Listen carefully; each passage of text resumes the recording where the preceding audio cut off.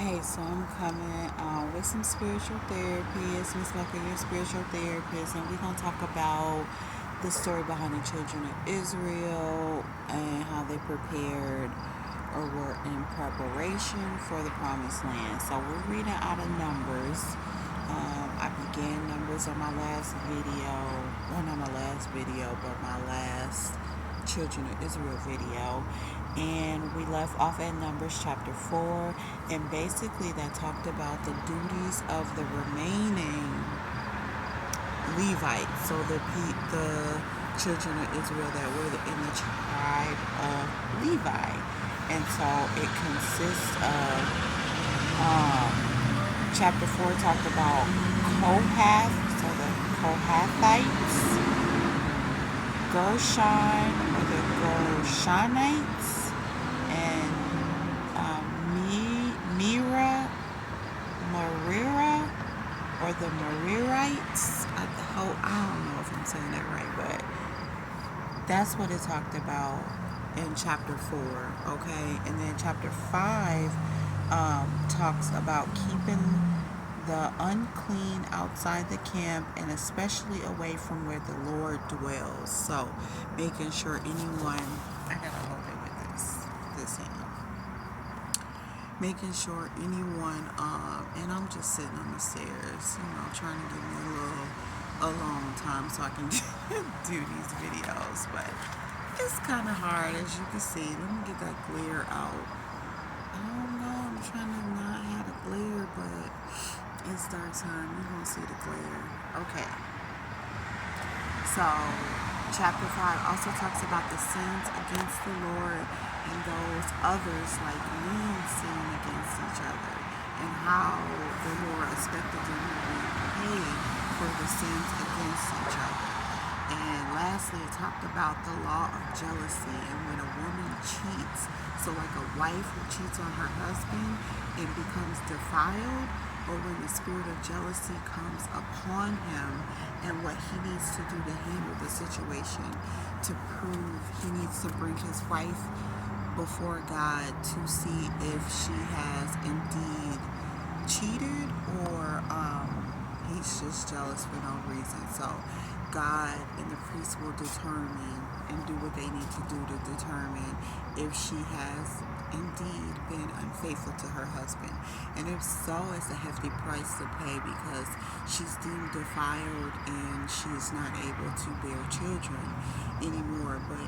And so God places a curse on her. But if she hasn't cheated or defiled, her husband in the bedroom, then she'll be able to still bear children in the future. So it is a good read, chapter 5 of Numbers. Number 6 talks about the vow of the Nazarite, I want to say, Nazarite. And so what this is, what I got from it is it's a vow to separate yourself, or they separated themselves from others and worldly things or things around them, and were just giving themselves unto God, to separate from everything and to be holy unto God. He shall be holy and clean, is what the Bible says. Okay, my arms are tired, so it's hard for me to hold the phone, right? But I'm trying to hold it in the light. Not only just a light, but a good light, so I'm not looking all crazy, but where we at with it? So yeah, he should be holy and clean. So there's a few things that comes with doing the vow. So once you make this vow of a Nazarite to God, then you shall separate yourself from wine and strong drink. And so back in the day, they were drinking wine and strong drink, which is just alcohol. They were drinking it with vinegar. So God said no wine or no alcohol, no strong drink, no vinegar mixed with wine, or no vinegar mixed with strong drink or alcohol, nor drink of any liquor of grapes, nor eat any moist grapes or dry grapes, no eat anything made from the vine tree.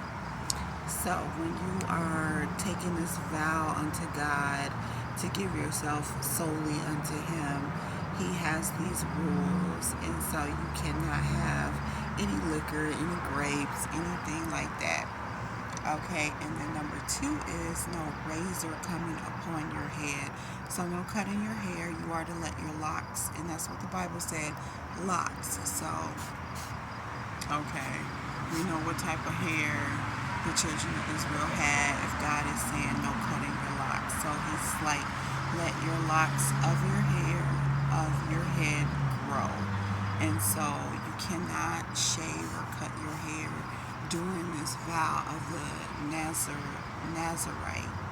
And so the third thing is to come at no dead body, so no coming in contact with the dead. So it says, shall not make yourself unclean for your father, your mother, your brother, or your sister when they die. So if you're vowing this vow and your family, any family member happens to die, you can't come in contact with the dead body, so you can't go to the funeral or anything like that.